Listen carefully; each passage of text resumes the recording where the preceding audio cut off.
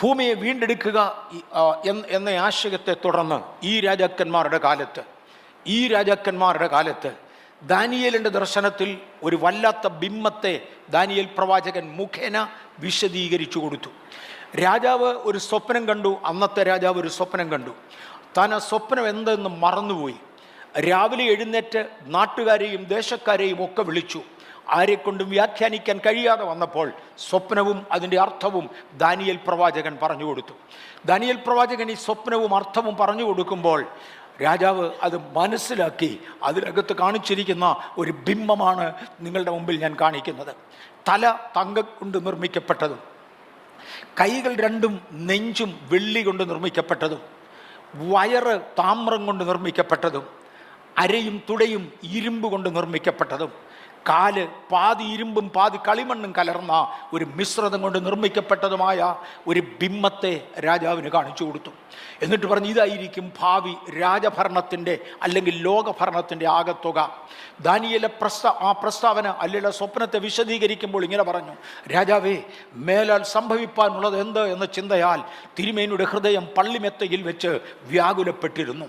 മേലാൽ സംഭവിപ്പാനുള്ളത് സ്വർഗത്തിലെ ദൈവം അങ്ങയെ അറിയിച്ചുമിരിക്കുക. ഈ കാണുന്നതായിരിക്കും ഭാവിയിൽ നടക്കാൻ പോകുന്നത്. സ്വർണം കൊണ്ടുള്ള തല, തങ്കം കൊണ്ടുള്ള തല അങ്ങ് തന്നെയാണ്.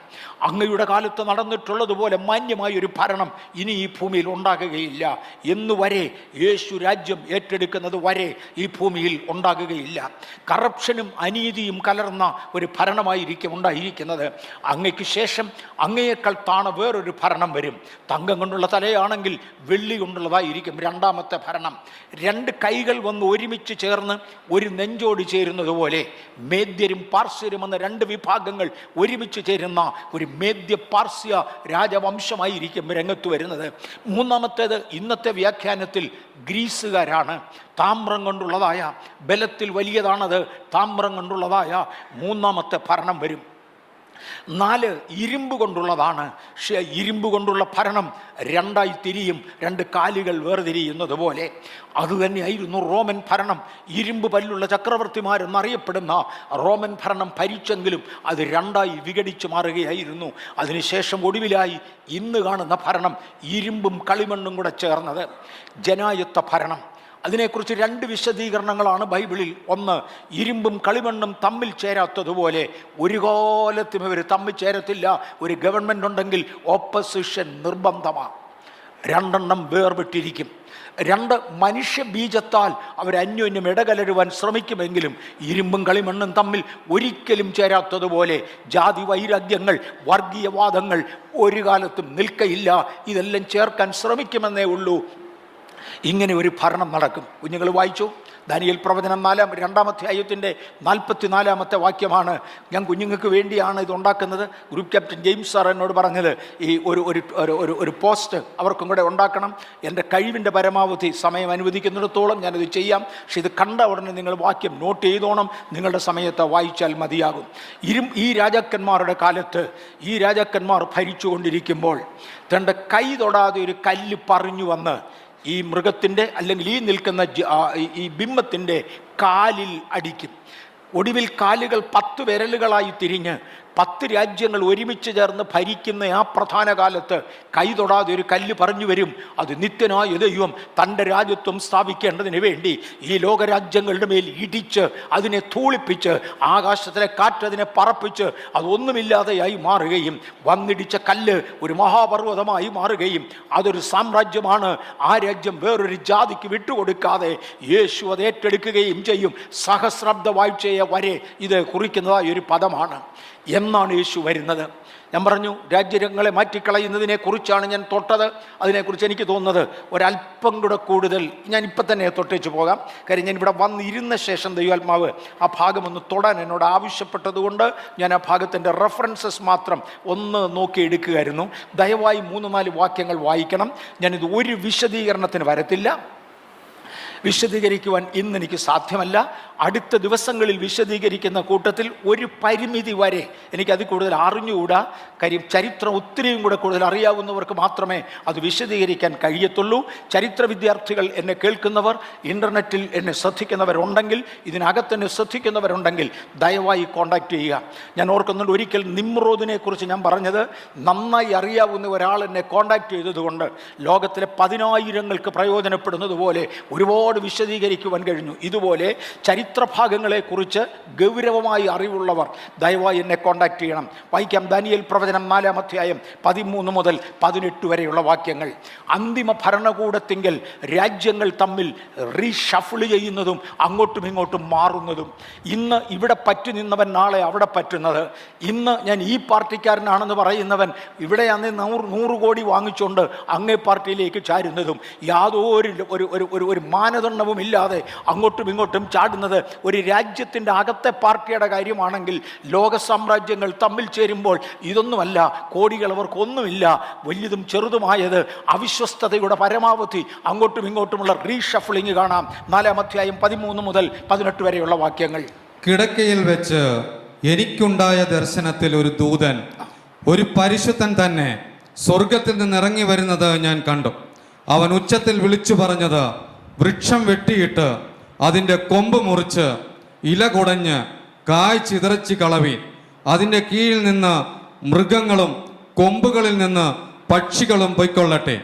അതിൻ്റെ തായ് വേരോ വയലിലെ ഇളംപുല്ലിൽ ഇരുമ്പും താമ്രവും കൊണ്ടുള്ള ബന്ധനത്തോടെ ഭൂമിയിൽ വെച്ചേക്കുവീൻ. നിൽക്കട്ടെ, ഇത് ബേൽഷസ്സർ രാജാവിനെ കുറിച്ച് പറയുന്നതാണ്. രാജാവേ, അങ്ങയുടെ ജീവിതത്തെ ദൈവം മാറ്റാൻ പോവാ. അങ്ങയെ ദൈവം ആകപ്പാടെ പറിച്ചിട്ട് കുടയാൻ പോകുകയാ. അങ്ങ് വന്യമൃഗങ്ങളെപ്പോലെ, കാട്ടുമൃഗങ്ങളെപ്പോലെ പുല്ല് തിന്നുന്ന ഒരു കാലത്തേക്ക് ദൈവം നടത്തും. അങ്ങയുടെ സുബോധം നഷ്ടപ്പെടും, അങ്ങൊരു ഭ്രാന്തനായി മാറും. പക്ഷേ ഇന്ന് അങ്ങയെക്കുറിച്ച് കാണിക്കുന്ന ഈ കാഴ്ചയുണ്ടല്ലോ, ഇത് ലോക സാമ്രാജ്യങ്ങളിൽ നിലനിൽക്കേണ്ടതിന് താമ്രം കൊണ്ടെന്നത് വണ്ണം മണ്ണിനകത്ത് കുഴിച്ചിടുന്നത് പോലെ മാറാതെ അവിടെ ഇരിക്കട്ടെ. ഭാവിയിൽ ഇതിൻ്റെ ആവർത്തനങ്ങൾ ഉണ്ടായിരിക്കും. ഇനിയും 11-ാം അധ്യായം 30 മുതൽ 34 വരെയുള്ള വാക്യങ്ങൾ വായിക്കാം. 11-ാം അധ്യായം 30 മുതൽ 34 വരെയുള്ള വാക്യങ്ങൾ. ദാനിയേൽ 11, 30 മുതൽ 34 വരെ. കിത്തീം കപ്പലുകൾ അവന്റെ നേരെ വരും. അതുകൊണ്ട് അവൻ വ്യസനിച്ച് മടങ്ങിച്ചെന്ന് വിശുദ്ധ നിയമത്തിന് നേരെ ക്രൂത്തിച്ച് പ്രവർത്തിക്കും. ഇത് ഏറ്റവും ഒടുവിലായി നടക്കുന്ന മഹാ ഉപദ്രവ കാലത്തോട് ചേർന്ന് അന്തിമ ഗവൺമെന്റ് ഈ ഭൂമിയിൽ ഭരിക്കേണ്ടതിന്, രംഗപ്രവേശനം ചെയ്യേണ്ടതിന് UNOയുടെ കയ്യിലേക്ക്, അത് എൻ്റെ ധാരണയാണ്, എൻ്റെ വിശ്വാസമാണ്, ഏറെക്കുറെ അത് കറക്റ്റാണ്, UNOയുടെ കയ്യിലേക്ക് കാര്യങ്ങൾ കൈമാറും ചെയ്യേണ്ടതിന് വൻ നീക്കങ്ങൾ ഈ ഭൂമിയിൽ നടക്കുമ്പോൾ അവൻ ഒരു രാജാവ് എഴുന്നേറ്റ് വരും. പക്ഷേ ഷിത്തിം കപ്പലുകൾ അവനെതിരെ വരും.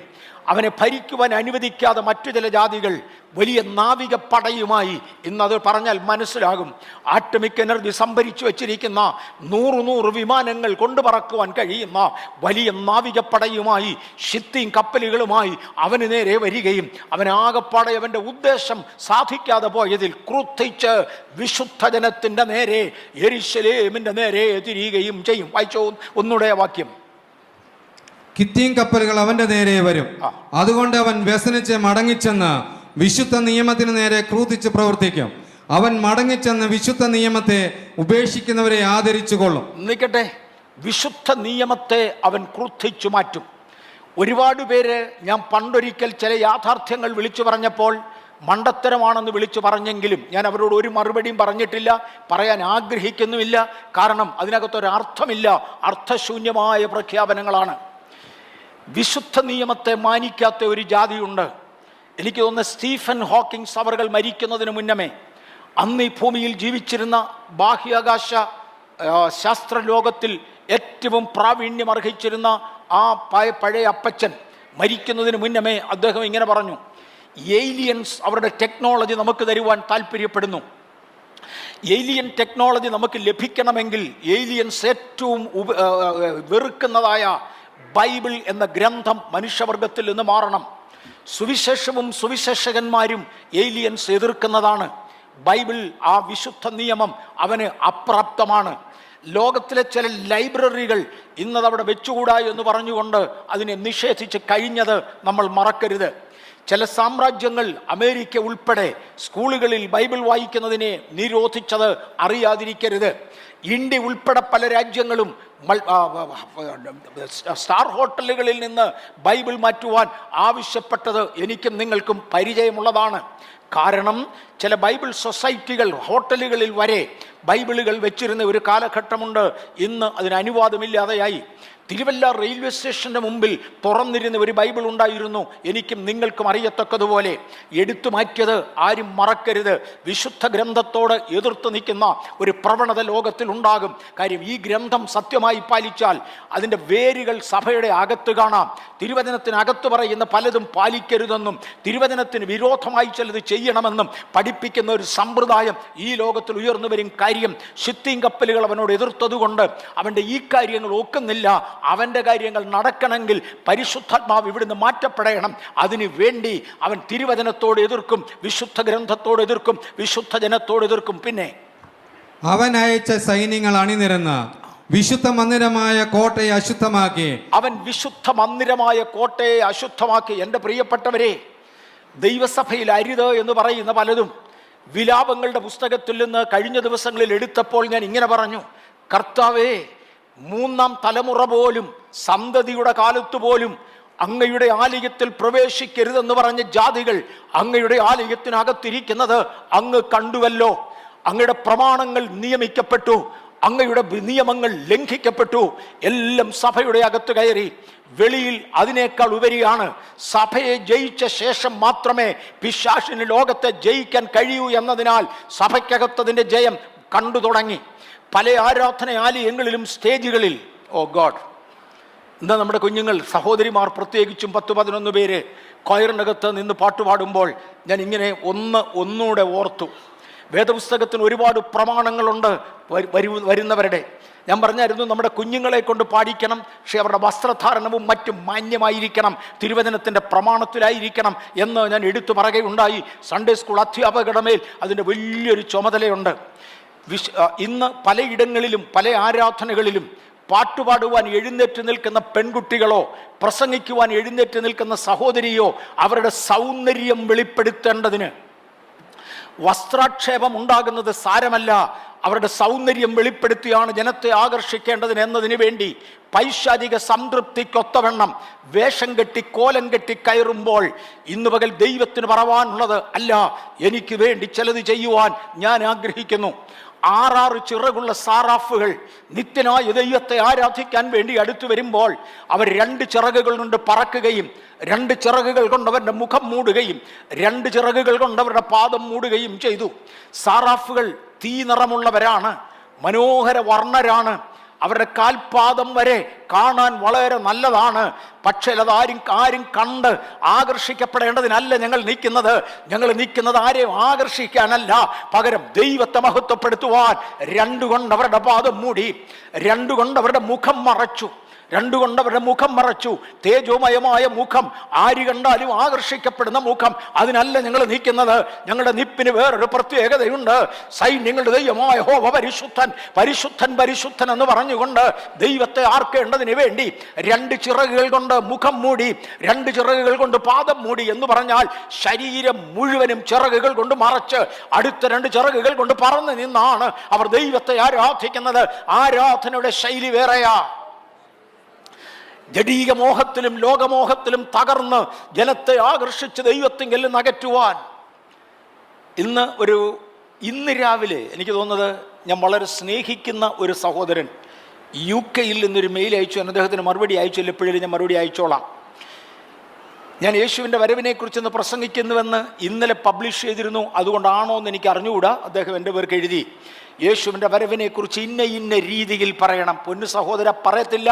കാര്യങ്ങൾ തിരുവചനത്തിൻ്റെ വ്യവസ്ഥയുമായി പോകുന്നതല്ല. അതുകൊണ്ടാണ് അദ്ദേഹം ആ ലേഖനത്തിൻ്റെ അടിയിൽ ഒരു സൈനുമൊക്കെ ചെയ്താണ് എൻ്റെ പേർക്ക് അയച്ചിരിക്കുന്നത്. ഞാൻ അദ്ദേഹത്തോട് മാത്രം പറയുക, കേൾക്കുന്നുണ്ടെന്നറിയാം. ഞാനത് പറയത്തില്ല. കാര്യം അതിന് തിരുവചന രേഖകളില്ല, അതുകൊണ്ട് എനിക്കത് പറയാനൊക്കത്തില്ല. അതേ ആശയം തന്നെ ഈ ഒരു 2 ദിവസം കൊണ്ട് 3-4 പേർ എൻ്റെ പേർക്ക് അയച്ചിട്ടുണ്ട്. യേശുവിൻ്റെ വരവിനെ കുറിച്ച് ഇന്നത് പറയണം. എനിക്ക് തോന്നുന്നത് കഴിഞ്ഞ 15 ദിവസത്തേക്കകം ആർക്കോ കിട്ടിയ വെളിവുകേടാണ്. പക്ഷേ ഞാനത് പ്രസംഗിക്കാൻ ആരുമല്ല. കാര്യം ദൈവവചനത്തിൽ രേഖയില്ലാത്തത് പറയുവാൻ, അല്ലെങ്കിൽ സൂചനയെങ്കിലും ഇല്ലാത്തത് പറയുവാൻ എനിക്ക് കഴിയുകയില്ല. യേശുവിൻ്റെ മടങ്ങി വരിവെങ്കിൽ ഇതുപോലുള്ളതിനെ അശുദ്ധമെന്ന് തള്ളും.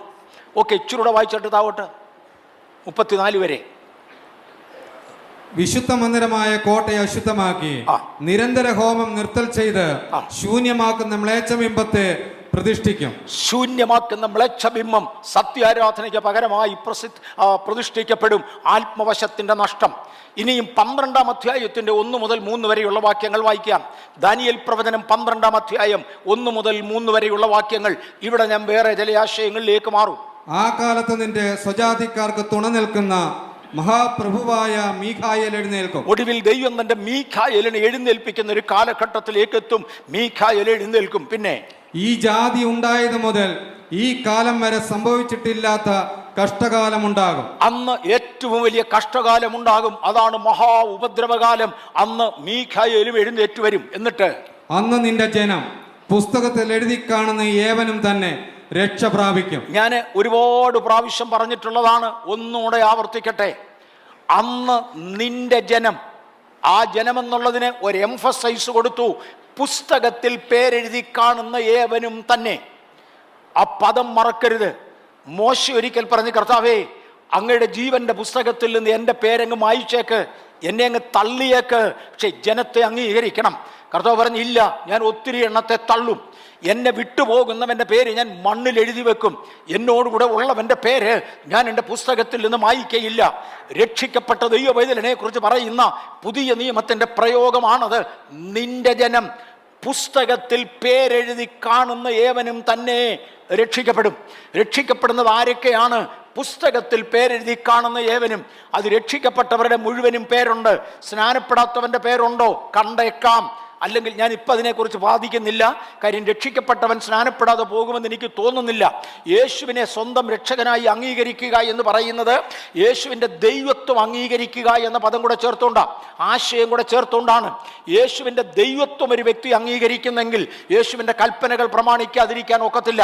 യേശുവിൻ്റെ ഇൻസ്ട്രക്ഷൻ അല്ല കൽപ്പനകൾ. തൻ്റെ കൽപ്പനകൾ പ്രമാണിക്കാതിരിക്കാൻ ഒക്കത്തില്ല.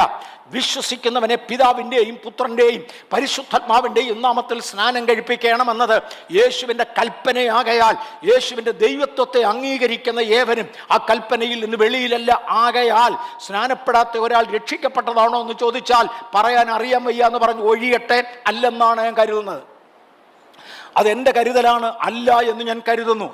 നിന്റെ ജനം പുസ്തകത്തിൽ പേരെഴുതി കാണുന്ന ഏവനും തന്നെ രക്ഷിക്കപ്പെടും. വായിച്ചോതാവട്ടെ. നിലത്തിലെ പൊടിയിൽ നിദ്ര കൊള്ളുന്നവരിൽ പലരും, അതിൽ പലരും നിലത്തിലെ പൊടിയിൽ നിദ്ര കൊള്ളുന്നവരാണ്. നിലത്തെ പൊടിയിൽ നിദ്ര കൊള്ളുന്നവരിൽ പലരും ആരാണ്? നിന്റെ ജനം പുസ്തകത്തിൽ പേരെഴുതി കാണുന്ന ഏവനും തന്നെ നിലത്തിലെ പൊടിയിൽ നിദ്ര കൊള്ളുന്നവരാണ്.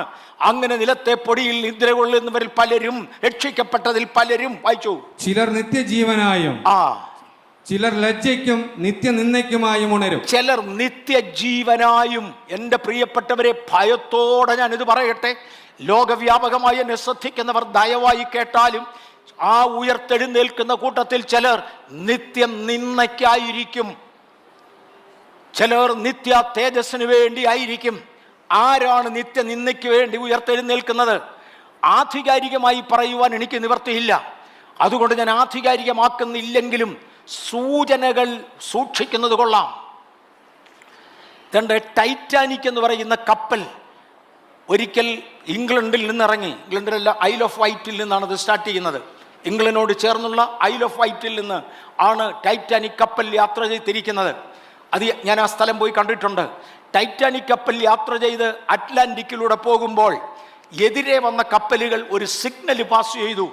വലിപ്പമേറി ഒരു മഞ്ഞുകട്ട ഒഴുകി വരുന്നുണ്ട്. അതുകൊണ്ട് കപ്പൽ സ്പീഡ് കുറച്ച് പോകണം. അഥവാ കൂട്ടിമുട്ടിയാൽ ഒരു അപകടം ഉണ്ടാകാൻ സാധ്യതയുണ്ട്. അപകടം ഉണ്ടാകുമെന്ന് ആരും ഒരു വാണിംഗ് കൊടുത്തില്ല.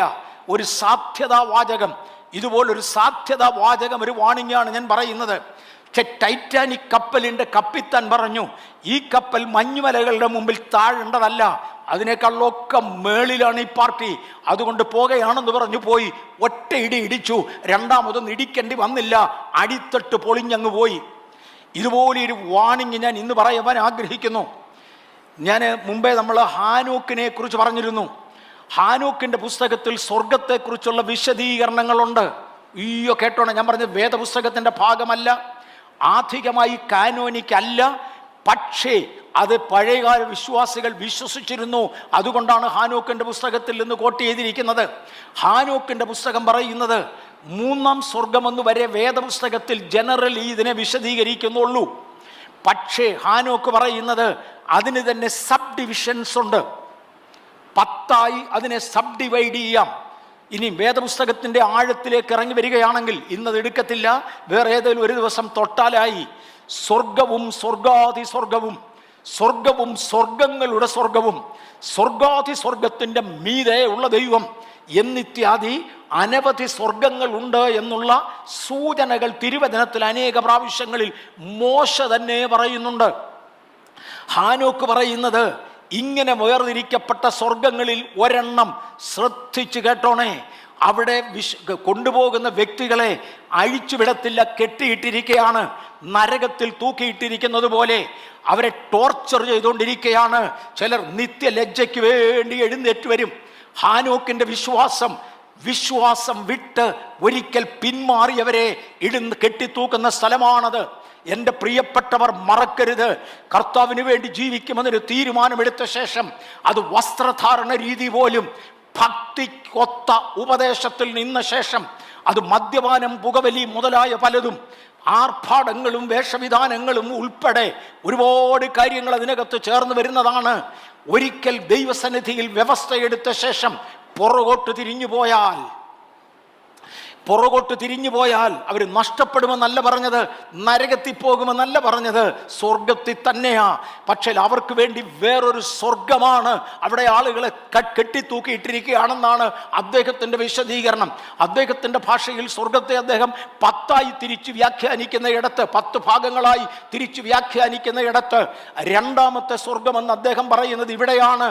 അശുദ്ധന്മാരായ രക്ഷിക്കപ്പെട്ടവരെ എന്ന് പറഞ്ഞ് രക്ഷിക്കപ്പെട്ടെങ്കിലും ദൈവകൃപയിൽ പൂർണ്ണമായി വരുവാൻ കഴിയാഞ്ഞവരെ, പിന്നെ പിന്മാറിപ്പോയവരെ, അല്പസ്വല്പം അങ്ങോട്ടും ഇങ്ങോട്ടും വേണ്ട എന്ന് വെക്കുന്നവരെ, മറ്റുള്ളവർക്ക് മാതൃകാ ദോഷികളായി നടക്കുന്നവരെ സ്വർഗത്തിൽ ദൈവത്തെ ആരാധിപ്പാൻ വിടുന്നത് പോലെ അഴിച്ചു വിടുന്നില്ല, പകരം അവരെ കെട്ടിത്തൂക്കിയിട്ടിരിക്കുകയാണ്, അവർക്ക് വേറൊരു സ്ഥാനം കൊടുക്കുകയാണ്.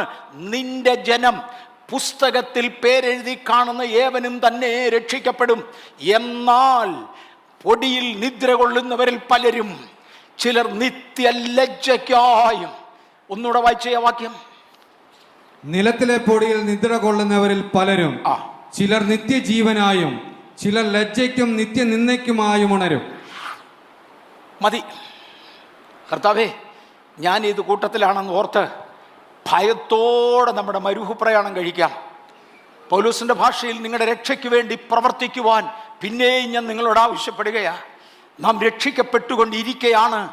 അങ്ങനെ കർത്താവിൻ്റെ വരവിൽ നിഷ്കളങ്കരായി നിൽക്കുവാൻ, പ്രഭുക്കന്മാരായി നിൽക്കുവാൻ, തേജസ്സോടെ നിൽക്കുവാൻ, മഹത്വത്തോടെ നിൽക്കുവാൻ, ക്രിസ്തുവിനെ പോലെ ആകുവാൻ ഇന്ന് പകൽ ഒരു പ്രാവശ്യം കൂടെ നമ്മുടെ ജീവിതത്തെ ദൈവത്തിന് പ്രതിഷ്ഠിക്കാം. ഇതിന് താഴെ സുവിശേഷം ഡൈല്യൂട്ട് ചെയ്യുന്ന പലരുണ്ട്, ഉപദേശത്തെ കോട്ടിക്കളയുന്ന പലരുണ്ട്. ഞാനൊരു സൂചന മാത്രമേ പറഞ്ഞുള്ളൂ, ഒരു കൺഫർമേഷൻ അല്ല. എന്നാൽ അവനവൻ ദൈവസന്നിധിയിൽ ഇരുന്ന് പ്രാർത്ഥിച്ച് നന്മയിലേക്ക് വരുവാൻ കർത്താവിൻ്റെ കൃപയിൽ ശരണപ്പെടാം. നമുക്ക് ദൈവത്തിൽ ആശ്രയിക്കാം. ഇനി ഞാൻ യേശു ക്രിസ്തുവിൻ്റെ വരവ് എന്നതിന് ചില സൈനികൾ മാത്രം തൊട്ടുവാൻ ആഗ്രഹിക്കുന്നു. ദാനിയേൽ പ്രവചനം 12:6 ദൂതന്മാർ ചോദിക്കുന്ന ചോദ്യം ഇതാണ്: എന്നാണ് യേശുവിൻ്റെ വരവ്? How long shall it be to end these wonders? കർത്താവേ, ഇത് എന്നാണ് ഇത് അവസാനിക്കുന്നത് ഈ ലോകം? മത്തായിയുടെ സുവിശേഷം 24:3 അപ്പോസ്തലന്മാരുടെ ചോദ്യം ഇതാണ്: അങ്ങയുടെ വരവിൻ്റെ ലക്ഷണങ്ങൾ എന്താണ്? ഇത് അറിയാൻ ഒരുപാട് പേർക്ക് താല്പര്യമുണ്ട്. ഇനി ഞാൻ വേദപുസ്തക പ്രവചനങ്ങളെ കുറിച്ച് മൊത്തത്തിലൊരു പദം പറയട്ടെ. ഞാൻ എടുക്കുന്ന ഒരുപാട് ദൂതുകൾ പലർക്കും മനസ്സിലാകുന്നില്ല. അതിൻ്റെ അയൽവക്കത്ത് പോലും വരത്തക്കവണ്ണമുള്ള വേദ പരിജ്ഞാനമോ അല്ലെങ്കിൽ ആത്മനിയന്ത്രണമോ അവർക്കില്ല. പരിശുദ്ധാത്മാവിൻ്റെ വിവേചന ശേഷി അവർക്കില്ലാത്തതിനാൽ പലതും വിമർശിക്കുന്നവരുണ്ട്. പക്ഷേ ഒരു പ്രാവശ്യം കൂടെ ഞാൻ ഒന്ന് പറയട്ടെ, വേദപുസ്തകത്തിലെ ഓരോ പ്രവചനത്തിലും ഒന്നിലധികം നിവർത്തീകരണങ്ങളുണ്ട്. സെവറൽ ഫുൾഫിൽമെന്റ്സ്, ഒന്നിലധികം നിവർത്തീകരണങ്ങളുണ്ട്. അതിന് പാർഷ്യൽ ഫുൾഫിൽമെന്റ്, ഭാഗികമായ നിവർത്തീകരണമുണ്ട്. Then comes one final fulfilment, അവസാനമായൊരു നിവർത്തീകരണമുണ്ട്, അത് പൂർണ്ണമായിരിക്കും. സ്പിരിച്വൽ ഫുൾഫിൽമെന്റ്, ആത്മീകമായ മാത്രമുള്ള നിറവേറലുകളുണ്ട്. ഫിസിക്കൽ ഫുൾഫിൽമെന്റ്, ശാരീരികമായ ഫുൾഫിൽമെന്റ് ഉണ്ട്. ഇതിൻ്റെ എല്ലാം കൂടെ ഒടുവിൽ ദ ഗ്രാൻഡ് ഫിനാലെ, ഏറ്റവും ഒടുവിൽ വലിയൊരു നിവർത്തീകരണമുണ്ട്. അനേക പ്രവചന ലക്ഷണങ്ങൾ കാണുന്നതിൻ്റെ ഫൈനൽ നിവർത്തീകരണമായിരിക്കും യേശുവിൻ്റെ വരവിങ്കൽ യഥാർത്ഥത്തിൽ നടക്കാനുള്ളത്.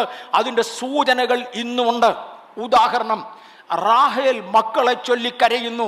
അവരില്ലായികയാൽ ആശ്വാസം സ്വീകരിപ്പാൻ അവൾക്ക് കഴിയുന്നില്ല എന്ന് ഇസ്രയേലിൻ്റെ വല്യമ്മച്ചിയായ റാഹേലിനെ കുറിച്ച് ഒരു പ്രവചനം തിരുവചനത്തിലുണ്ട്. നിവർത്തീകരണങ്ങൾ ഒന്നും രണ്ടുമായിരുന്നില്ല. മോശയുടെ ജനന സമയത്ത് കൊച്ചു കുഞ്ഞുങ്ങളെ വലിച്ച് നദിയിലിട്ട് കൊല്ലുവാൻ രാജാവ് കൽപ്പിച്ചതോടെ പെറ്റമ്മയുടെ കയ്യിൽ നിന്ന് കുഞ്ഞിനെ വലിച്ചെടുത്തെറിയുമ്പോൾ റാഹേൽ മക്കളെ ചൊല്ലി കരഞ്ഞു. 2, യേശുവിൻ്റെ ജനന സമയത്ത് 2 വയസ്സിന് താഴെയുള്ള കുഞ്ഞുങ്ങളെ മുഴുവനും കൊന്നുകളയുവാൻ വീണ്ടും രാജാവ് കൽപ്പനയിടുമ്പോൾ പെറ്റമ്മയുടെ കയ്യിൽ നിന്നും മാതാപിതാക്കളുടെ കയ്യിൽ നിന്നും കുഞ്ഞുങ്ങളെ വാങ്ങി വാളുകൊണ്ട് വെട്ടി കശാപ്പ് ചെയ്യുമ്പോൾ റാഹേൽ മക്കളെ ചൊല്ലി കരഞ്ഞു. 3-ാം ലോക മഹായുദ്ധത്തിന് മുന്നമേ, വേണ്ട, ഈ കഴിഞ്ഞ ദിവസങ്ങളിൽ ഇസ്രയേലിലേക്ക് തിരിഞ്ഞു നോക്കിയാൽ റാഹേൽ മക്കളെ ചൊല്ലി കരയുകയാണ്. ഒറ്റ ദിവസം ആയിരങ്ങളെയാണ് പിടിച്ചോണ്ട് പോയത്. എങ്ങോട്ട് കൊണ്ടുപോയി അറിഞ്ഞുകൂടാ. റാഹേൽ മക്കളെ ചൊല്ലി കരയുകയാണ്. അവരില്ലാത്തതിനാൽ ആശ്വാസം പ്രാപിപ്പാൻ കഴിയുകയില്ല. ഹിറ്റ്ലർ ഭരിച്ചിരുന്ന കാലത്ത് യാക്കോബിന്റെ മക്കളെ കൊന്നൊടുക്കുന്ന ഒരു കാലം കാണാം. വംശനാശം വരുത്തുമ്പോൾ റാഹേൽ മക്കളെ ചൊല്ലി കരയുകയാണ്. അവരില്ലാത്തതിനാൽ ആശ്വാസം പ്രാപിപ്പാൻ കഴിയുകയില്ല. ക്രൈസ്തവ മണ്ഡലത്തിലേക്ക് തിരിയാം. ക്രിസ്ത്യാനികളെ ആയിരങ്ങളെ ഇന്ന് ലോകത്തിന്റെ വിവിധ ഭാഗങ്ങളിലായി കൊന്നുകൊണ്ടിരിക്കുമ്പോൾ റാഹേൽ മക്കളെ ചൊല്ലി കരയുകയാണ്. ഇതിനെല്ലാം ഒരുപാട് നിവർത്തീകരണങ്ങളായി. ഇത് ഭാഗിക നിവർത്തീകരണങ്ങളാ. വേദപുസ്തകത്തിന്റെ പ്രവചനമാണോ? നിവർത്തീകരണങ്ങൾ പലതാണ്.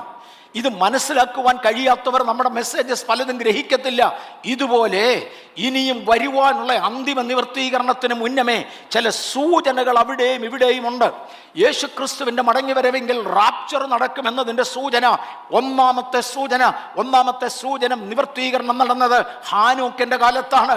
300 വർഷം ദൈവത്തോടുകൂടെ നടന്ന ശേഷം ദൈവം അവനെ എടുത്തുകൊണ്ടതിനാൽ കാണാതെയായി ഹാനോക്ക് എടുക്കപ്പെട്ടു. നമുക്ക് ഏലിയാവിന്റെ ചരിത്രത്തിലേക്ക് വരാം.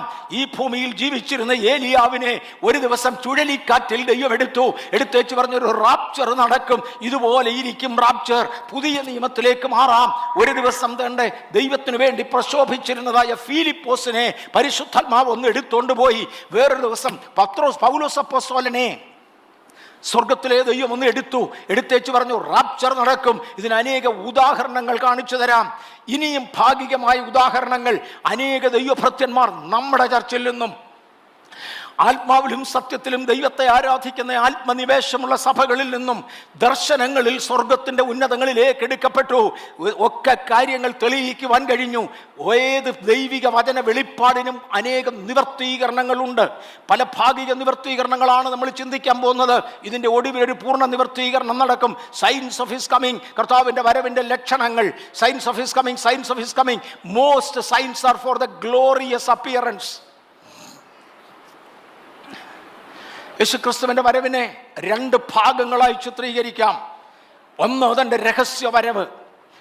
രഹസ്യവരവ് ആദ്യം നടക്കണമെന്നും ഗ്ലോറിയസ് അപ്പിയറൻസ് രണ്ടാമത് നടക്കണമെന്നും തിരുവചനം പഠിപ്പിക്കുന്നു. ഞാൻ പറഞ്ഞില്ല, കഴിഞ്ഞ 15 ദിവസത്തിനകം ഏതൊക്കെയോ പുതിയ തിയറികൾ വന്നിട്ടുണ്ട്. അതിനകത്ത് എൻ്റെ ആത്മ സഹോദരന്മാരിൽ ഒരാൾ കൈകൊണ്ട് ഒപ്പുവെച്ച് എൻ്റെ പേർക്ക് അയച്ചിരിക്കുകയാണ്. ഇന്ന് ഞാൻ എടുക്കുന്ന അറിഞ്ഞുകൊണ്ടായിരിക്കാം ഇന്നലെയാണ് അത് കിട്ടിയത്. ഇന്ന് രാവിലെ വേറൊരെണ്ണം കിട്ടി. അതിനകത്ത് എഴുതിയിരിക്കുന്നത് ഗ്ലോറിയസ് അപ്പിയറൻസ് ആദ്യം നടക്കും, മരിച്ചവരുടെ ഉയർത്തെഴുന്നേൽപ്പും രഹസ്യവരവും പിന്നീടായിരിക്കും. ഗ്ലോറിയസ് അപ്പിയറൻസ് ഉടൻ നടക്കും. അതുകൊണ്ട് നമ്മൾ പ്രാർത്ഥിച്ചോളാൻ. അതെൻ്റെ ആശയമല്ല, അല്ല അല്ല എൻ്റെ വിശ്വാസത്തിൽ വേദപുസ്തകത്തിൽ നിന്ന് എനിക്ക് മനസ്സിലായതിനൊത്തവണ്ണം രഹസ്യവരവ് മുൻപിൽ നടക്കും. റാപ്ചർ എന്നാണ് അതിനെ വിളിക്കുന്നത്. ഞാൻ ഈ പറഞ്ഞത് മുഴുവനും റാപ്ചറിൻ്റെ മാതൃകയാണ്. വേറൊരു വലിയ ചോദ്യം ബൈബിളിലുണ്ട്. റാപ്ചർ എന്നൊരു പദം പുതിയ നിയമത്തിലുണ്ടോ? ഇല്ല. പാസ്റ്റർ എന്നൊരു പദമുണ്ടോ? വേദപുസ്തകത്തിൽ ആരെയും പാസ്റ്റർ എന്ന് വിളിച്ച ചരിത്രമുണ്ടോ? ഇല്ല. ചിലരെ പാസ്റ്റേഴ്സ് ആക്കുമെന്ന് എഴുതിയിട്ടുണ്ട്, പക്ഷെ ഒരിക്കലും ഒരുത്തനെ പാസ്റ്റർ എന്ന് വിളിച്ചതായി വേദപുസ്തകത്തിലില്ല. പിന്നെ എന്തോടോ ഇന്ന് വിളിക്കുന്നത്? അത് ഓരോ ടെക്നിക്കൽ യൂസേജാ. സാലറി എന്ന പദം ബൈബിളിൽ ഇല്ല. അതിൻ്റെ അർത്ഥം സാലറി ഇല്ലെന്നല്ല, അതൊരു ടെക്നിക്കൽ യൂസേജാ. ആ പദം അന്ന് ഇഫക്റ്റീവ് അല്ല. വേജസ് എന്നാണ് ബൈബിൾ വിളിക്കുന്നത്. ട്രിനിറ്റി എന്നൊരു പദം ബൈബിളിലുണ്ടോ? ഇല്ല. ട്രിനിറ്റിയെക്കുറിച്ചുള്ള വിശദീകരണം ഉണ്ടെങ്കിലും ട്രിനിറ്റി എന്നൊരു പദമില്ല. റാപ്ചർ എന്നൊരു പദമില്ല. ഇതൊക്കെ ടെക്നിക്കൽ വാചകങ്ങളാണ്. ആ വാചകങ്ങൾ അവരവർക്ക് മനസ്സിലാകുന്നത് പോലെ അവരവർ ഉപയോഗിക്കുന്നു. എനിക്ക് മനസ്സിലാകുന്നത് പോലെ ഞാനും ഉപയോഗിക്കുന്നു, അത്രമാത്രം. റാപ്ചർ, ഈ റാപ്ചറിൻ്റെ ലക്ഷണങ്ങളല്ല ബൈബിളിലുള്ളത്, ഗ്ലോറിയസ് അപ്പിയറൻസിൻ്റെ ആണ്. ഒരു പൊതു പഠനത്തിൽ ഗ്ലോറിയസ് അപ്പിയറൻസ്, മഹത്വപ്രത്യക്ഷതയും റാപ്ചറും തമ്മിൽ ഒരു 7 വർഷത്തിൻ്റെ കാല വ്യത്യാസം കാണണം. ആ 7 വർഷങ്ങൾക്ക് ശേഷം നടക്കുവാനുള്ള ഗ്ലോറിയസ് അപ്പിയറൻസിൻ്റെ ലക്ഷണങ്ങളാണ് എഴുതി വച്ചിരിക്കുന്നത് മുഴുവനും. രഹസ്യവരവിൻ്റെ ലക്ഷണങ്ങളല്ല. ആകയാൽ രഹസ്യവരവ് അതിന് മുൻപേ നടക്കേണ്ടതാകയാൽ നിങ്ങളുടെ മരുഭൂപ്രയാണം ഭയത്തോടെ കഴിക്കുവാൻ കർത്താവിൻ്റെ നാമത്തിൽ ഞാൻ പിന്നെയും ഓർമ്മിപ്പിക്കുകയാണ്. പാസ്റ്റർ കെ.വൈ. ഗീവർഗീസ് അതിനെക്കുറിച്ച് ഗൗരവമായി വിശദീകരിച്ചിട്ടുണ്ട്. ഞാനീ പറയുന്ന പലതും വലുതായിട്ട് വിശദീകരിക്കാൻ എനിക്കൊക്കത്തില്ല. ചരിത്രത്തിൽ നിപുണനായിരുന്ന ക്രിസ്തീയ ചരിത്രവും യഹൂദ ചരിത്രവും മെനക്കെട്ടിരുന്ന് പഠിച്ച പാസ്റ്റർ കെ.വൈ. ഗീവർഗീസിൻ്റെ പുസ്തകങ്ങൾ കിട്ടുന്നവർ വാങ്ങിച്ചു വായിച്ചോ. അദ്ദേഹം മരിച്ചിട്ട് ചില വർഷങ്ങളെ ആയുള്ളൂ. നമ്മുടെ ചർച്ചിൽ പല പ്രാവശ്യം വന്നിട്ടുണ്ട്. അദ്ദേഹത്തിൻ്റെ പുസ്തകങ്ങളുടെ പല കോപ്പികൾ ഇവിടെ പലരുടെയും കയ്യിലുണ്ട്. എവിടെയെങ്കിലും കിട്ടുന്ന കാലത്ത് വാങ്ങാവുന്നവർ വാങ്ങിച്ചോ. അതിനകത്ത് ഒത്തിരി വിവരങ്ങളുണ്ട്, റാപ്ചറിനെ കുറിച്ചും മറ്റുമൊക്കെ. ഇനിയും സ്പിരിച്വൽ സയൻസ്, യേശുക്രിസ്തുവിൻ്റെ വരവിൻ്റെ സ്പിരിച്വൽ സയൻസിനകത്തേക്ക് ഞാൻ വേഗത്തിൽ കയറുകയാണ്. Falling away from faith. മത്തായിയുടെ സുവിശേഷം 24-ാമത്തെ അധ്യായത്തിൽ 6-ാമത്തെ വാക്യത്തിന് സ്പെസിഫിക്കേഷൻ ഉണ്ടെന്നേ ഉള്ളൂ. 24-ാം അധ്യായത്തിൽ, ലൂക്കോസിൻ്റെ സുവിശേഷം 21-ാമത്തെ അധ്യായത്തിൽ, വെളിപ്പാട് പുസ്തകം 9-ാമത്തെ അധ്യായത്തിൽ, സഖരിയ പ്രവചനം 8-ാമത്തെ അധ്യായത്തിൽ, റോമാലേഖനം 1-ാമത്തെ അധ്യായത്തിൽ, 2 തീമോത്തിയോസ് 3-ാമത്തെ അധ്യായത്തിൽ, 2 തീമോത്തിയോസ് തന്നെ 2-ാമത്തെ അധ്യായത്തിൽ ഒക്കെ യേശുവിൻ്റെ വരവിനെ കുറിച്ചുള്ള ഒരുപാട് ലക്ഷണങ്ങൾ കാണാം. സ്പിരിച്വൽ സയൻസ് കാണുവാൻ കഴിയും. ഈ വരവിന് 1-2 ലക്ഷണങ്ങളല്ല, ഒരുപാട് കാര്യങ്ങളുണ്ട്. സ്പിരിച്വൽ സയൻസ് കാണാം. Falling away from faith. 2, false Christ, കള്ളക്രിസ്തുക്കളും കള്ളപ്രവാചകന്മാരും എഴുന്നേറ്റ് വരിക. 3, കള്ളപ്രവാചകന്മാർ. 4, റിബലിയസ് ജനറേഷൻ, മറുത്തു പറയുന്ന ഒരു തലമുറ, എതിർത്തു നിൽക്കുന്ന ഒരു തലമുറ, സത്യത്തിന് കീഴടങ്ങാത്ത ഒരു തലമുറ. 5, വേൾഡിനെസ്, ലോകമയത്വം ജനത്തിൻ്റെ ഇടയിൽ കയറുക. ലവ് ഓഫ് ദ വേൾഡ്, ലോകത്തെക്കുറിച്ചുള്ള സ്നേഹം മനുഷ്യൻ്റെ അകത്ത് കയറി നിറയുക. 6, fear of man and no fear of God, മനുഷ്യ ഭയം വർദ്ധിക്കുക. ദൈവഭയം ഇല്ലാതെയായി മനുഷ്യനെ ഭയപ്പെടുക. ഞാനൊരു കൊച്ചു ഉദാഹരണം പറയാം. ഞാൻ നിങ്ങളുടെ ആരുടെയും ഒരാളുടെ വീട്ടിലോട്ട് കയറി വരുമ്പോൾ ഒരു 500 രൂപയുടെ നോട്ട് ആ തറയിൽ കിടക്കുന്നത് കണ്ടെന്നിരിക്കട്ടെ, ഞാൻ എടുക്കത്തില്ല, സത്യമായിട്ടും എടുക്കത്തില്ല. ഞാൻ അങ്ങോട്ട് കയറി വരുന്ന ഉടനെ ഒരു 500 രൂപയുടെ നോട്ട് അവിടെ കിടക്കുന്നു. ഞാൻ നോക്കുമ്പോൾ മുൻപിൽ ആരും ഇല്ല, പക്ഷെ ഞാൻ എടുക്കത്തില്ല. കാരണം അഥവാ നിങ്ങളാരെങ്കിലും കണ്ടാലോ എന്നുള്ള പേടിയുണ്ടാ. എവിടെയെങ്കിലും പാത്തിരുന്ന് നിങ്ങളാരെങ്കിലും കണ്ടാൽ പിന്നെ എനിക്ക് അതുവഴി വരണ്ടല്ലോ. അതുകൊണ്ടാ മനുഷ്യഭയം. ദൈവം കാണുമല്ലോ എന്നുള്ള ഭയം ഉള്ളവർക്കായി സ്തോത്രം. ഇത് രണ്ടും രണ്ടാ. മനുഷ്യഭയം കൊണ്ടും ദൈവഭയം കൊണ്ടും അതിൽ മനുഷ്യഭയം വർദ്ധിക്കുകയും ദൈവഭയം ഇല്ലാതാകുകയും ചെയ്യുക. 7, സൈറ്റനിസം, സാത്താനെ കുറിച്ചുള്ള പഠനവും സാത്താൻ്റെ അഴിഞ്ഞാട്ടവും നടക്കുക, അതൊന്ന് നടന്നുകൊണ്ടിരിക്കുക. 8, മെറ്റീരിയലിസം, ലോകത്തെക്കുറിച്ചുള്ള ചിന്തയും അതിൻ്റെ ധാർഷ്ട്യങ്ങളെക്കുറിച്ചുള്ള ചിന്തയും വർദ്ധിക്കുക. 9 സെക്ഷൽ ഇമ്മോറാലിറ്റി. ഞാൻ ഈ പറഞ്ഞ മത്തായി 24, ലൂക്കോസ് 21, വെളിപ്പാട് 9, സഖരിയ 8, റോമാലേഖനം 1, 2 തീമോത്തിയോസ് 3, തെസ്സലോനിക്കർ 2 എന്നീ ഭാഗങ്ങളിൽ നിന്ന് ലഭിക്കുന്ന പൊതുവിവരങ്ങളിലേക്കാണ് ഞാൻ വരുന്നത്. സെക്ഷൽ ഇമ്മോറാലിറ്റി ഇത്രയും വർദ്ധിച്ച ഒരു കാലഘട്ടം ഇതിനു മുമ്പ് ഉണ്ടായിട്ടില്ല എന്ന് ഒത്തിരി ആളുകൾ പറയുന്നു. കാര്യം സാത്താൻ അഴിഞ്ഞാടുകയാണ്. വർഷിപ്പ് ഓഫ് സ്ട്രേഞ്ച് ഗോഡ്സ്, അന്യദേവ സേവ. നമ്മൾ കാണിക്കുന്ന പലതിലും അന്യദേവ സേവയുടെ ഘടകങ്ങൾ കടന്നു വരാതെ അങ്ങേയറ്റം ശ്രദ്ധിക്കുവാൻ ഞാൻ കർത്താവിൻ്റെ കൃപയിൽ ഓർപ്പിക്കുന്നു. ദൈവത്തെ ആരാധിക്കുന്നവരെ ആരാധിക്കേണ്ട ഒരു വ്യവസ്ഥയുണ്ട്, അതിനതിൻ്റെ മാനദണ്ഡമുണ്ട്. അതിൻ്റെ വെളിയിലേക്ക് പോയാൽ അവർക്ക് പോയി കഴിഞ്ഞു, അത് അന്യദൈവ സേവയുടെ ഭാഗമാകും. ഒരു നല്ല ഉദാഹരണത്തിന് വേണ്ടി പുറപ്പാട് പുസ്തകത്തിൽ മോശ പർവ്വതത്തിൻ്റെ മുകളിൽ കയറിയിരിക്കുന്ന സമയം യോശുവ ജനത്തെ നയിക്കുമ്പോൾ അവരൊരു പിരിവെടുത്തു. ഇസ്രായേൽ ജനം മിസ്രയീമിൽ നിന്ന് ഇറങ്ങിയ ശേഷം ആദ്യത്തെ സ്തോത്ര കാഴ്ച പിരിക്കുന്നത് ഇങ്ങനെയാണ്, അഹരോനാണ് പിരിക്കുന്നത്. അവരുടെ കാതുകളിലെ കുണുക്കുകളാണ് അയാൾ പിരിച്ചെടുത്ത സ്തോത്ര കാഴ്ച. അത് കൊണ്ടുവന്നൊരു കാളക്കുട്ടിയെ ഉണ്ടാക്കി.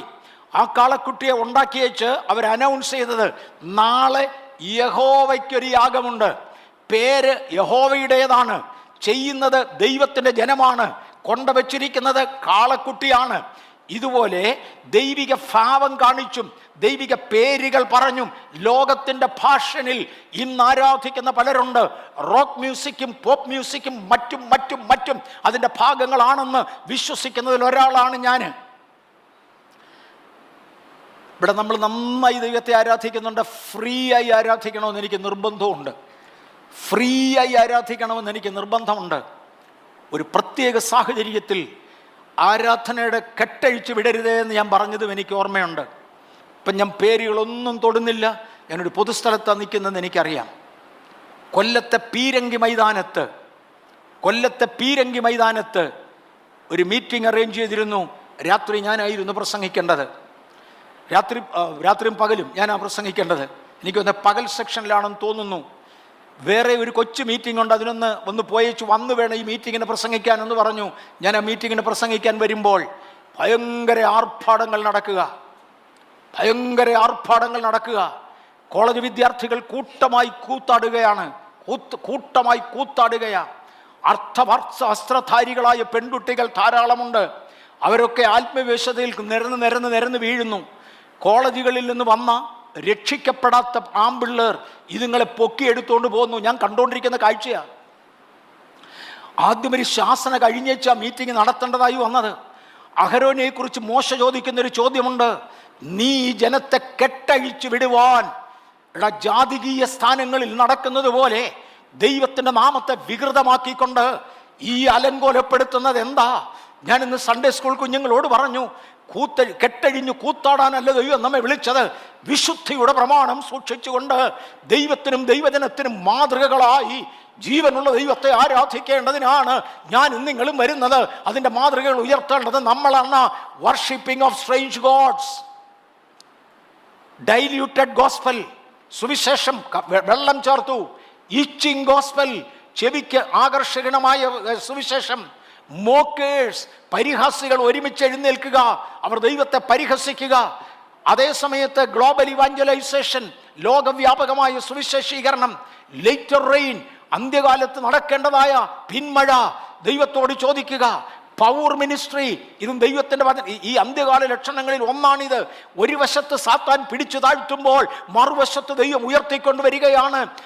ക്രിസ്ത്യൻ മാർട്ടിഡം, ക്രിസ്തുവിന് വേണ്ടി അനേക രക്തസാക്ഷികളാകുക ഇന്ന് നടന്നുകൊണ്ടിരിക്കുകയാണ്. ഈ ലക്ഷണങ്ങൾ മുഴുവനും സയൻസ് ഓഫ് ഹിസ് കമ്മിങ് മത്തായി 24-ലും ലൂക്കോസ് 21-ലും മഹാവിപത്തുകളോടെ നടക്കുകയാണ്. Great tragedies. 2 പത്രോസ് 3:3-4 വാക്യങ്ങളിലും എബ്രായ ലേഖനം 9:28-ലും വിശ്വാസത്യാഗം മുതൽ വരവിനായി കാത്തിരിക്കുന്നവരെ വരെ അനേക ലക്ഷണങ്ങൾ കാണുവാൻ കഴിയും. വിശ്വാസം ത്യജിച്ചു കളയുന്നവരുണ്ട്. വിശ്വാസത്യാഗം സംഭവിച്ചുകൊണ്ടിരിക്കും. മനുഷ്യപുത്രൻ മടങ്ങി വരുമ്പോൾ വിശ്വാസം കണ്ടെത്തുമോ എന്ന് യേശു ചോദിച്ച ചോദ്യം. അതേസമയത്ത് തീഷ്ണതയോടെ കർത്താവിന് വേണ്ടി നിൽക്കുന്ന ലക്ഷണങ്ങൾ, ഒരുപാട് ലക്ഷണങ്ങൾ കാണുവാൻ കഴിയും. പരിഹാസികൾ അന്ത്യകാലത്ത് എഴുന്നേറ്റ് വരും. 2 പത്രോസ് 3-ാം അധ്യായത്തിന്റെ 3-4 വാക്യങ്ങളിൽ പിതാക്കന്മാർ നിദ്ര കൊണ്ട ശേഷം സകലതും സൃഷ്ടിയുടെ ആരംഭത്തിങ്കൽ ഇരുന്നതുപോലെ തന്നെ ഇരിക്കുന്നുവെന്ന് പറഞ്ഞുകൊണ്ട് അന്ത്യകാലത്ത് പരിഹാസത്തോടെ എഴുന്നേറ്റ് വരുന്ന പരിഹാസികൾ ഉണ്ടാകുമെന്ന് ബൈബിൾ തീർത്തു പറയുന്നു. പരിഹസിക്കുന്ന ഒരു സ്കോഫേഴ്സ്, കാത്തു നിൽക്കുന്ന വേറൊരു ജനവിഭാഗം കാണും. എബ്രായ ലേഖനം 9-ാം അധ്യായത്തിന്റെ 28-ാമത്തെ വാക്യം മലയാളത്തിൽ വായിക്കുമ്പോൾ 27-ഉം 28-ഉം ചേർന്ന് വായിച്ചാൽ 27-ഉം 28-ഉം ചേർത്ത് വായിച്ചാൽ ഒരിക്കൽ മരിക്കുകയും പിന്നെ ന്യായവിധിയും മനുഷ്യർക്ക് നിയമിച്ചിരിക്കയാൽ ക്രിസ്തുവും അങ്ങനെ തന്നെ അനേകരുടെ പാപങ്ങളെ ചുമപ്പാൻ ഒരിക്കൽ അർപ്പിക്കപ്പെട്ടു. തനിക്കായി കാത്തു നിൽക്കുന്നവരുടെ രക്ഷയ്ക്കായി രണ്ടാമത് പാപം കൂടാതെ പ്രത്യക്ഷപ്പെടും. ഒരു വശത്ത് വിശ്വാസത്യാഗം സംഭവിക്കുമ്പോൾ തനിക്കായി കാത്തു നിൽക്കുന്ന ഒരു കൂട്ടം വിശുദ്ധന്മാരുണ്ട്. ആ കാത്തിരിപ്പിനെ കുറിച്ച് ഇവിടെ എഴുതിയിരിക്കുന്നു. those who are eagerly waiting, those who are eagerly waiting, constantly waiting and patiently waiting. അത് ആംപ്ലിഫൈഡ് ബൈബിളിന്റെ വിശദീകരണമാണ്. Eagerly waiting, constantly waiting, patiently waiting. ക്രിസ്തുവിന്റെ വരവിന് വേണ്ടി കാത്തിരിക്കുന്ന ഒരു വിഭാഗമുണ്ട്, കാത്തു നിൽക്കുന്നവർ. അവർക്ക് വേണ്ടിയാണ് യേശു മടങ്ങി വരുന്നത്. ഇനി യെരൂശലേമിലേക്ക് തിരിഞ്ഞാൽ ഇസ്രയേലിലൂടെ നടക്കേണ്ട ഒരുപാട് ലക്ഷണങ്ങൾ ഞാൻ അടുത്ത 5-6 മിനിറ്റ് കൊണ്ട് നിർത്തിയേച്ച് കർത്താവിൻ്റെ തിരുമേശയിലേക്ക് പോകും. ഇസ്രയേലിലേക്ക് തിരിഞ്ഞാൽ ദൈവത്തിൻ്റെ ഘടികാരം എന്ന് പറയുന്നത് ഇസ്രയേലിനെയാണ്. അനേക ഉപമാനങ്ങൾ ഇതിനെക്കുറിച്ച് ഈ ഇസ്രയേലിനെ ചേർത്ത് പറയുന്നുണ്ട്. ദൈവത്തിൻ്റെ ക്ലോക്ക്, എനിക്ക് സമയം അറിയണമെങ്കിൽ എൻ്റെ വാച്ചിലോട്ട് നോക്കി എത്ര മണിയായി എന്ന് കാണുന്നത് പോലെ ലോകം ജനത്തെ ദൈവത്തിൻ്റെ സമയം കാണേണ്ടതിന് ഉപയോഗിക്കേണ്ട ക്ലോക്കാണ് ഇസ്രയേൽ. അതിൻ്റെ സൂചകങ്ങൾ ദൈവിക സമയത്തെ വിളിച്ചു കാണിക്കുന്നതാണ്. ഇസ്രയേലിനെ കുറിച്ച്, ദൈവസഭയെക്കുറിച്ച് ഒത്തിരി ഉണ്ട്. നമ്മൾ ഇന്നെങ്ങും കൊണ്ടുപോകത്തില്ല, എന്തെങ്കിലും പോകുന്ന എനിക്ക് അറിയാനും വയ്യ. ഇസ്രയേലിനെ കുറിച്ച് പറഞ്ഞിരിക്കുന്നത് ഒന്നാമത്തേത് തളിർക്കുന്ന അത്തി, അത് നടന്നു കഴിഞ്ഞു. 2 ഉണങ്ങിയ അസ്ഥി, ഉണങ്ങി തളർക്കുന്ന അത്തി, അത് നടന്നു കഴിഞ്ഞു. ഇസ്രയേൽ മടങ്ങി വന്നു, അവരത്തിയായി തളിർക്കുവാൻ തുടങ്ങി. 2 ഉണങ്ങിയ അസ്ഥി, അവരുടെ അസ്ഥി ആകപ്പാടെ ഉണങ്ങിപ്പോയതാണ്. 3 തിരികെ ചേർക്കുന്ന രാഷ്ട്രം, അതിന്ന് നടന്നുകൊണ്ടിരിക്കുക. തിരികെ ചേർക്കുന്ന രാഷ്ട്രം, ദ റീയൂണിയനിങ് nation, that is being done. A world war and more നടക്കുവാനുള്ള ഒരു ലോകമഹായുദ്ധവും അതിനെ കുറിക്കുന്ന പലതും ഇസ്രയേലിൽ നിന്ന് ഈ കാര്യങ്ങൾ നമുക്ക് കാണുവാൻ കഴിയും. അരിപ്പ കൊണ്ടരിക്കുന്നത് പോലെ, ആമോസിന്റെ പുസ്തകം 9:9 അരിപ്പ കൊണ്ടരിക്കുന്നത് പോലെ ഞാൻ ഇസ്രയേൽ ഗൃഹത്തെ സകല ജാതികളുടെയും ഇടയിൽ അരിപ്പാൻ കൽപ്പിക്കും, ഒരു മണി പോലും നിലത്ത് വീഴുകയില്ല. ആമോസ് 9:9 ഇസ്രയേലിനെ ഭൂമിയുടെ സകല ഭാഗങ്ങളിൽ നിന്നും അരിച്ചു വെറുക്കും. മലയാളക്കരയിൽ ഉണ്ടായിരുന്നവർ മിക്കവാറും പോയി എന്ന് പറയുന്നു. മുഴുവനും പേരും പോയി എന്ന് ചിലർ പറഞ്ഞു. 2 പേരവിടെ ഉണ്ട്, എനിക്ക് പേഴ്സണലി അറിയാമെന്ന് ഞാൻ ഇതിനിടയ്ക്കൊന്ന് കേട്ടു. ഇതുകൊണ്ട് ആ സ്വദേശികളായ കൊച്ചിക്കാരായ 1-2 സഹോദരന്മാരോട് ഒന്ന് പേഴ്സണലായി അന്വേഷിച്ചിട്ട് എനിക്കൊരു റിപ്പോർട്ട് തരാമോ എന്ന് ചോദിച്ചപ്പോൾ അവർ പറഞ്ഞത് 18 പേരെ വരെ ഇപ്പോഴും അവിടെ കണ്ടെന്നാ. ഒത്തിരി പേര് പോയി എങ്കിലും 18 പേര് ഇനിയും അവിടെ ഉണ്ടെന്ന് അദ്ദേഹം പറഞ്ഞു. ഇതും പറഞ്ഞിട്ട് 2 വർഷമായി. ഇതിനോടകം എന്ത് സംഭവിച്ചു എന്ന് എനിക്ക് അറിഞ്ഞുകൂടാ. അരിച്ചു പെറുക്കും എന്നൊരിടത്ത് പറഞ്ഞപ്പോൾ അരിച്ചു പറിക്കുമെന്ന് വേറൊരിടത്ത് പറയുകയാണ്. യെരമ്യാപ്രവചനം 6:9 അരിപ്പ കൊണ്ട് അരിക്കുന്നത് പോലെ അരിക്കുമെന്ന് ആമോസ് 9:9 പറയുമ്പോൾ യെരമ്യാപ്രവചനം 6:9 പറയുന്നത് ഞാൻ അവരെ ക്ലീൻ ചെയ്തെടുക്കും. മുന്തിരിപ്പഴം പറിക്കുന്നവൻ അരിച്ചു പറിക്കുന്നത് പോലെ ഞാൻ ജനത്തെ വിവിധ ഇടങ്ങളിൽ നിന്ന് അരിച്ചു പറിച്ചെടുക്കും. മുന്തിരിപ്പഴം പറിക്കുന്നവനെ പോലെ നിന്റെ കൈ വീണ്ടും വള്ളികളിലേക്ക് നീട്ടുക. എവിടെങ്കിലും ഇടയ്ക്ക് ഒന്നെങ്കിലും പോയിട്ടുണ്ടോ എന്ന്. ഓക്കെ, മനശ്ശയുടെ മക്കളെ കുറിച്ച് നമ്മൾ കഴിഞ്ഞ പ്രാവശ്യം ഇവിടെ ചിന്തിച്ചു. ഞാൻ ഇംഗ്ലീഷ് പോസ്റ്റ് ഇട്ടിട്ടില്ല. മനശ്ശയുടെ മക്കളെ കുറിച്ച് ചിന്തിച്ചു. നമ്മുടെ മണിപ്പൂരിൽ ഉണ്ടായിരുന്നവർ മനശ്ശ വിഭാഗത്തിൽപ്പെട്ടവരായിരുന്നെന്നും അവരുടെ മടങ്ങിപ്പോക്കിന് വേണ്ടിയാണ് ഈ പ്രശ്നം മണിപ്പൂരിൽ ഉണ്ടായതെന്നും നമ്മളൊന്ന് പറയുകയുണ്ടായി. ഇന്നലത്തെ ഒരു ന്യൂസിൻ്റെ പേര് എൻ്റെ കയ്യിലുണ്ട്, റെക്കോർഡഡ് കോപ്പി എൻ്റെ കയ്യിലുണ്ട്. പക്ഷെ ഞാനിതൊരു പൊതുസ്ഥലത്ത് വെച്ച് അനൗൺസ് ചെയ്യുന്നില്ല. ഇതൊരു ക്രിസ്ത്യൻ ന്യൂസ് ഏജൻസി അല്ല, അതുകൊണ്ട് ഞാനത് പറയുന്നില്ല. അവർ പറയുന്നത് മണിപ്പൂരിൽ നിന്ന് പോയ യഹൂദ വംശത്തിൽപ്പെട്ട ആളുകൾ 300 പേരോളം ഇന്ന് ഇസ്രയേൽ മിലിറ്ററിയിലുണ്ട്. യുദ്ധസേവ ഇസ്രയേല്യർക്ക് ബാധകമായതുപോലെ അവിടുത്തേക്ക് പൗരത്വമെടുത്ത് ഇന്ത്യയിൽ നിന്ന് മടങ്ങിപ്പോയ മണിപ്പൂരുകാർക്കുമുണ്ട്. 14 സെപ്റ്റംബർ 24 ഇന്നലത്തെ ഒരു ന്യൂസാണ്. അതിനകത്തുനിന്ന് ഒരു സോൾജിയർ ഇന്നലെ കൊല്ലപ്പെട്ടു. ഇന്ത്യയിൽ നിന്ന് പോയ ഇന്ത്യക്കാരനായ, ഇന്ത്യയിൽ ജനിച്ചു വളർന്ന ഒരു സോൾജിയർ. അവൻ്റെ പിക്ചർ ഉണ്ടായിരുന്നെങ്കിലും ഞാൻ ഇട്ടില്ല. കാരണം അറിയാവൂ, അവനൊരു സിഗരറ്റും വലിച്ചുകൊണ്ട് നിൽക്കുന്നതായിരുന്നു പടം. ഇവിടെ ചില വർഷങ്ങൾക്ക് മുൻപേ ആനിവേഴ്സറി നടന്ന സമയത്ത് സ്റ്റേജിൽ പല പ്ലേയും കാണിച്ച കൂട്ടത്തിൽ കള്ളുകുടിച്ച് ആടി നടക്കുന്ന കുഞ്ഞുങ്ങളെയും വേഷപ്രച്ഛന്നരായ ആവശ്യത്തിന് വസ്ത്രമില്ലാത്ത ആളുകളെയും ഒക്കെ കാണിച്ചതോടെ ചർച്ചിനകത്തെ ചിന്തിക്കാൻ കഴിയുന്ന പ്രായമുള്ള കുറച്ച് പേര് ചിന്തിച്ച് നമുക്ക് ചർച്ചിൽ ഇങ്ങനൊരു പരിപാടി വേണ്ട. കാര്യം നമ്മൾ കാണിക്കുന്ന സകലതും മാതൃകകളായിരിക്കണം. ഒന്നുകൂടെ ഞാൻ എല്ലാവരെയും ഓർമ്മിപ്പിക്കട്ടെ, കാണിക്കുന്ന സകലതും മാതൃകകളായിരിക്കണം. അത് പറഞ്ഞേച്ച് ചത്തുപോയവൻ്റെ ഫോട്ടോ ഇന്നലെ ഉണ്ടായിരുന്നു, എൻ്റെ കയ്യിൽ വരികയും ചെയ്തതാ. പക്ഷേ അവനൊരു സിഗരറ്റും കൂടെ വലിച്ചത് കൊണ്ട് നമ്മുടെ സ്റ്റേജിൽ കാണിക്കേണ്ട, ഇതിൻ്റെ മാനദണ്ഡം വേറൊന്നാ. അത് ഒക്കുന്നിടത്ത് കാണിക്കട്ടെ, നമ്മുടെ മാനദണ്ഡം വേറൊന്നാണ്. ഞാൻ ഈ കഴിഞ്ഞ 2 ആഴ്ചയിൽ തിരുമ്മാൻ പോകുന്നുണ്ടായിരുന്നു. കഴിഞ്ഞ 2 ആഴ്ചയായിട്ട് എൻ്റെ ശരീരത്തിന് അങ്ങും ഇങ്ങൊക്കെ കുറച്ച് വേദനയുള്ളതുകൊണ്ട് ഒന്ന് ബലപ്പെടുമോ എന്ന് നോക്കാൻ വേണ്ടി തിരുമ്മിക്കാൻ പോയിരുന്നു. ആ കൂട്ടത്തിൽ ഒരു വീടിൻ്റെ കല്ലിടണമായിരുന്നു, 1-2 വീടുകൾ വിസിറ്റ് ചെയ്യണമായിരുന്നു. ഞാൻ ആലോചിച്ച് നോക്കിയിട്ട് തിരിച്ചു വരുമ്പോഴാണ് തിരുമ്മിക്കേണ്ടത്. തിരുമ്മിക്കാൻ പോകുന്നിടത്തെ വേഷത്തിൽ അത് വളരെ ലോയാ. ഒരു വീട് വിസിറ്റ് ചെയ്യാൻ ഒക്കത്തില്ല, അത് ആ വീട്ടുകാരുടെ മാന്യതയ്ക്ക് താഴെയാണ്. എനിക്ക് തിരിച്ചിവിടെ വന്ന് ഡ്രസ്സ് മാറിയേച്ച് പോകാനൊക്കത്തില്ല, അത് 2 മണിക്കൂർ നഷ്ടമാണ്. 2 ഇടത്തേക്ക് 2 ഡ്രസ്സാണ്, ഒരു ഡ്രസ്സ് പറ്റത്തില്ല ഞാനൊരാളാണെങ്കിലും. അതുകൊണ്ട് ആ വീട്ടിൽ പോകാനുള്ള ഡ്രസ്സ് ഇട്ടുകൊണ്ട് ഞാൻ പോവുകയും മറ്റേത് ചുരുട്ടി ഒരു ബാഗിനകത്ത് വെച്ചുകൊണ്ട് പോവുകയും നമ്മുടെ സഹോദരന്മാരുടെ ഒരാളുടെ വീട്ടിൽ നിന്ന് ഇറങ്ങുമ്പോൾ ഞാൻ തിരുമ്മുന്ന ഡ്രസ്സ് ഇടുകയും ചെയ്തു. ഞാൻ ഒന്നുകൂടെ ഓർത്തു, തിരുമ്മടത്തെ ഡ്രസ്സ് വേറെ, വീട് വിസിറ്റ് ചെയ്യുന്ന ഡ്രസ്സ് വേറെ, സഭായോഗത്തിന് വരുന്ന ഡ്രസ്സ് വേറെ, പിക്ചറിന് പോകുന്ന ഡ്രസ്സ് വേറെ. പിക്ചറിന് പോകുന്നവൻ അതുവഴി പോട്ടെ, സിനിമയ്ക്ക് പോകുന്ന ഡ്രസ്സ് വേറെ, ദൈവത്തെ സേവിക്കുന്ന ഡ്രസ്സ് വേറെ. ഞാൻ ഇന്ത്യൻ എയർഫോഴ്സിൽ ജോലി ചെയ്ത പട്ടാളത്തിൽ പോകുമ്പോഴത്തെ ഡ്രസ്സ് വേറെ, പള്ളി വരുമ്പോഴത്തെ ഡ്രസ്സ് വേറെ. ഇന്ന് പകൽ ദൈവ സാന്നിധ്യം തിരിച്ചറിയുവാൻ നമ്മുടെ അന്തരംഗങ്ങൾ ഒരുങ്ങട്ടെ. ദൈവത്തിന് സ്തോത്രം. നമ്മുടെ മണിപ്പൂരിലും ഇതുണ്ടായി. യഹൂദനെ കുറിച്ച് പറയുന്നത് അവൻ ഭാരമുള്ള ഒരു കല്ലാണ്. സഖരിയ പ്രവചനം 12:3 യഹൂദനെ കുറിച്ച് പറഞ്ഞിരിക്കുന്ന 2 സ്റ്റേറ്റ്മെൻ്റ് ഉണ്ട്. അതിൽ ഒന്ന് ഞാൻ എടുക്കുന്നുള്ളൂ. യഹൂദൻ ഭാരമുള്ള ഒരു കല്ലായിരിക്കും. അന്നാളിൽ ഞാൻ യെരൂശലേമിലെ സകല ജാതികൾക്കും ഭാരമുള്ള ഒരു കല്ലാക്കി വെക്കും, അതിനെ ചുമക്കുന്നവരൊക്കെയും കഠിനമായി മുറിവേക്കും. നമ്മുടെ മണിപ്പൂരിലും യഹൂദന്മാർ വന്ന് പാർത്തു, ഇവിടെയും കഠിനമായി നമ്മൾ മുറിവേറ്റു. അതുപോലെ മുറിവേറ്റ സ്റ്റേറ്റുകൾ വേറെ ഒന്നുമില്ല. 2ാമത്തെ സ്റ്റേറ്റ്മെൻറ്റ് ഇസ്രയേലിനെ കുറിച്ച് പറയുന്നത് he will be A cup of intoxication. ഈ ദിവസങ്ങളിൽ ഇസ്രയേലിനെ കുറിച്ച് കേൾക്കുന്നവൻ പോയിട്ടില്ല, കണ്ടിട്ടില്ല, നേരെ കൊള്ളമോന്ന് അറിയത്തില്ല, ഒരു അഭിപ്രായവുമില്ല, ഇസ്രയേലിൽ നടിക്കുന്ന മണം പോലുമില്ല. എന്നാലും പറയും അത് തെറ്റി ഇത് തെറ്റി, മിണ്ടായിരുന്നു. താനെന്തിനായി അലയ്ക്കുന്നത്? എനിക്കിതിനെക്കുറിച്ച് എന്നെ അറിയാം. നിങ്ങളങ്ങ് നടക്കുന്ന കാര്യം ശരിയാണോ? ഇതിനെക്കുറിച്ച് എന്തിനീ ശല്യത്തിന് വരുന്നു? പറയാം, Israel is a cup of intoxication. തൊടുന്നവനൊക്കെയും ലഹരി പിടിക്കും. ആ കാലഘട്ടത്തിലേക്ക് നമ്മൾ വന്നു. യേശുവിൻ്റെ വരവിന് മുമ്പേ നടക്കേണ്ട ചില കാര്യങ്ങളാണ് അന്ന് എടുത്തു പറയുന്നത്. ബേഡൻ സ്റ്റോൺ, ഇസ്രയേലിൽ നിന്നുള്ള പ്രധാനപ്പെട്ട 2 സൈനികൾ ഞാനിവിടെ നിർത്തിയേ മതിയാകെയുള്ളൂ. ഒന്ന്, തളിർക്കുന്ന അത്തി. അത്തി തളിർക്കണമെങ്കിൽ ഒരിക്കൽ ഇത് ഉണങ്ങിയേ മതിയാകൂ. അത് ഫലമില്ലാതെ വന്ന കാലത്ത് ദൈവം അതിനെ ശപിച്ചത് ഉണങ്ങി. ഇന്ന് ഒരുപാട് സഭകൾ ഡിറ്റോറിയേറ്റ് ചെയ്തുകൊണ്ടിരിക്കുക.